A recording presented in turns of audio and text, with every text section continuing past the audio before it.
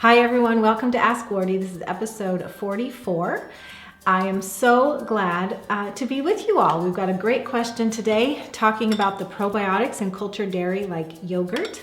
And I'm thrilled to go over the differences in probiotics in various cultured dairy foods. Before we get to that though, I want to share a couple things, which is if you're listening to me live, hello, keep interacting. I love seeing the hearts and the comments coming through on Periscope and Facebook. If you're listening to this later via your earbuds or a video, you can swap to the other version of what you're not listening or watching at the show notes. The link is ready for you right now. Even if you're with me live, tradcookschool.com/AW044. That is AW for Ask Wardee and 044 for episode 44. At the show notes, you will see complete documentation of everything I'm going to share today to answer a question from Emily. And you will also later today see the replay in video or podcast form. So it's all there for you. It might be one you want to bookmark for the future, or if you aren't too keen on listening or watching and that's what you've ended up doing and you want to switch to reading, great. And all the links will be there as well. So ready to dive in? All right. We've got a good question today. So Emily's asking, which cultured dairy has the most probiotics, yogurt, kefir, or clabbered milk? Now she does say a little bit more. She says that she's finding it really easy to use clabbered milk for smoothies, but which one is the most probiotic? So we all have to weigh that. That's going to come up in our discussion today. We have to weigh what's easiest for us to do. We also want to weigh the health benefits, so which is the most probiotic. You can see Emily's talking about that. Well, this is a really good question. And as is the case with many ferments, we're going to be focusing on cultured dairy today. We can reason through a pretty good answer.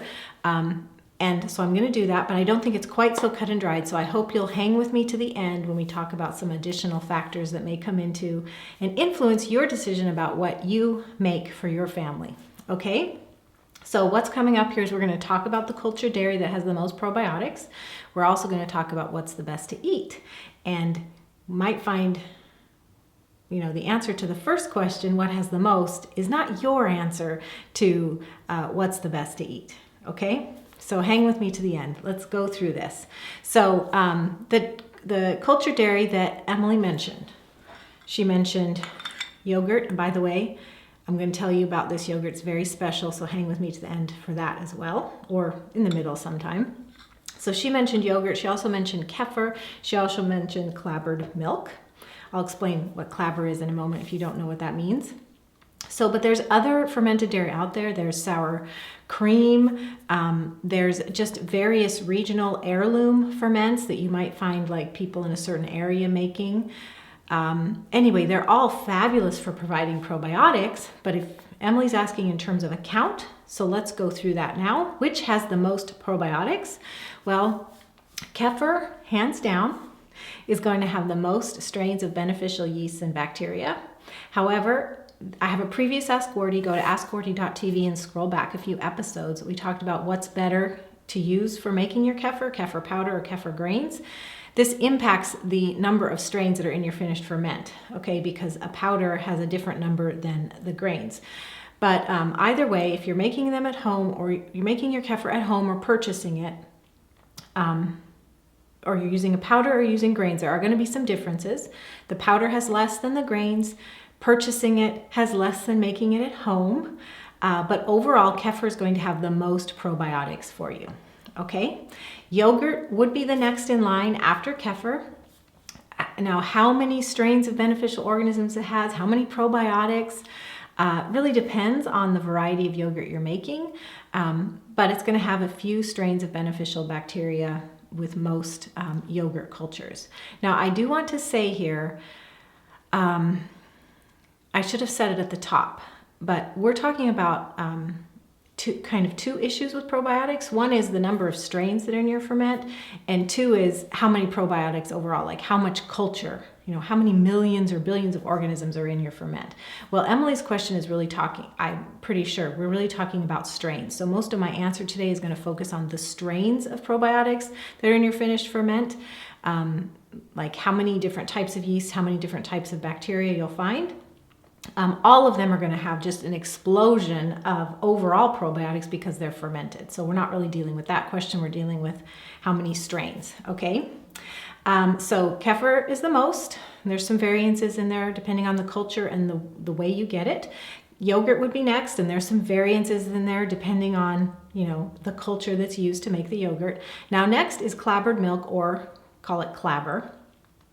Now, I want to tell you what clabber is. Clabber, in its pure definition, is spontaneously soured raw milk. Raw milk is abundant in beneficial organisms. That's the way it comes out. That's the way God made it. And if you allow that to sour on its own, then the probiotics that are just in it are going to culture the milk on their own, and you end up with clabber. So it's a thickened milk. It could be the yogurt consistency. You could go all the way to separating into curds and whey, so you have like a cheese, a clabber cheese. But that's what clabber is. And there are people who make clabber with pasteurized milk, or they start with raw milk, but they're adding a culture. And the reason you do that, obviously with pasteurized milk, is you have to add a culture in order to turn it into clabber. But if you even do it with raw milk, you're like ensuring a particular flavor result, or you're ensuring a clabber that turns out, that thickens nicely instead of, partial, or it doesn't totally turn out.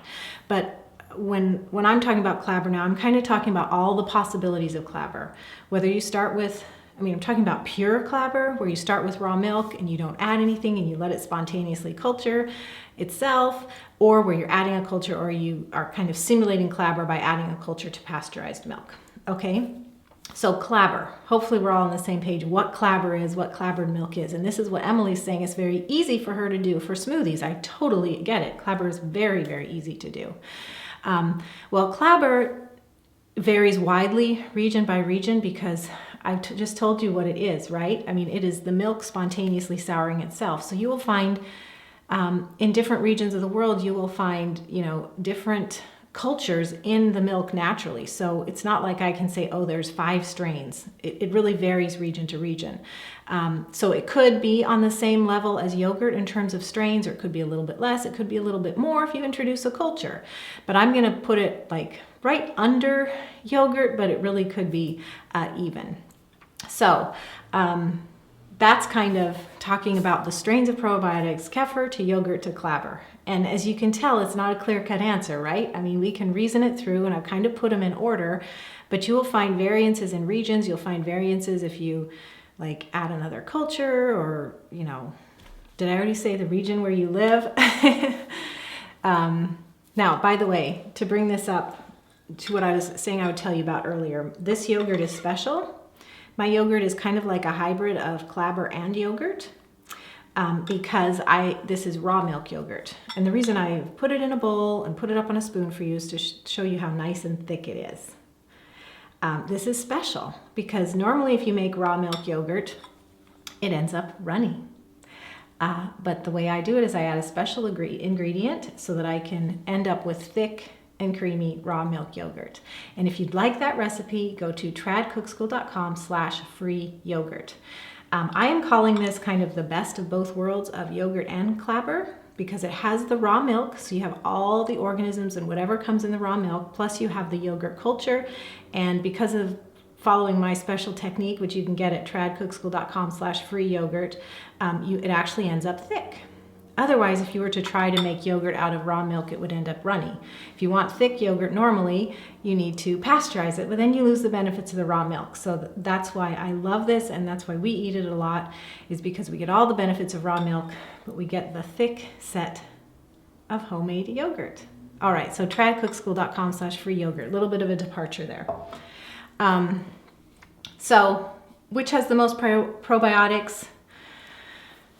Kefir, hands down. Kefir has the most strains. It could have 30 to 50 depending on who you're asking and who's actually counted, but it can have like 10 times as more as yogurt and clabber. Now, which is best to eat? This is the second part of the equation. Emily's asking which has the most probiotics? Well, Kefir does. What's best to eat though? Well, as with so many judgments that we make about what we prepare and what we eat, it's not always clear cut. So you could be the purest person who's going by, I need the most strains of probiotics possible. So that person would say, I'm eating Kefir. I'm making and we're eating Kefir. But it's not wrong, in my opinion, if you're someone who's balancing other factors of real life when choosing which dairy to ferment. Like, here's some other factors. How much time do you have? What is the most doable for you? Which one do you and your family prefer eating?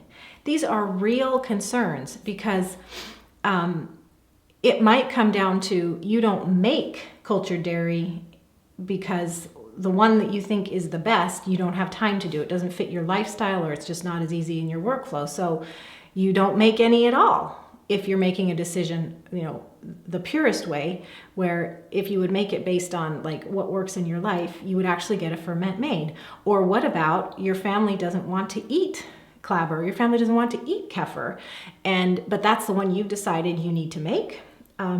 But they don't eat it, so it goes to waste. So that's why I'm bringing up this issue of real life factors. I don't think we always need to be a purist about choosing our ferments. We need to factor in, yes, what's healthy and beneficial. We also need to factor in what's doable for us and what our family is actually going to eat.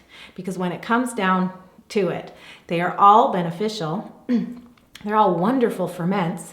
And we actually want to eat it. We actually want to be able to make it or purchase it. We don't want it to go to waste. Does that make sense, everyone? And I also want to bring up one point, that if you make a choice to, I'm going to make kefir, or clabber works for me, or whatever, don't feel like you need to hang your hat on that as the perfect cultured dairy for me or for my family or whatever. Because I think it's important in a good diet, a healthy lifestyle, or keeping the family happy, is to have a variety. Nobody wants to eat the same thing all the time. Seasons come and seasons go. We have seasons of life where we can make one thing. We have seasons of life where we only have certain ingredients available to us. And so change. Use that freedom to be diverse, to keep the family happy, to keep up with ingredients that are available to you or time that you have available to you. And overall, if you can do this kind of flow, not necessarily every day, but in seasons, your health is going to benefit overall from this kind of a diversity. You're going to be introducing diverse probiotics into your diet, plus no one's going to be getting stuck in a rut or bored. Plus, if you have life changes that come up that change what you're able to do in the kitchen, then you can adapt. So overall, if there's one overarching thing to tell you all, it is to embrace some flexibility here and be willing to try different things and incorporate different ferments, whether it's cultured dairy or otherwise, in your diet for your overall health and happiness. So I've come to the end of the answer here for Emily.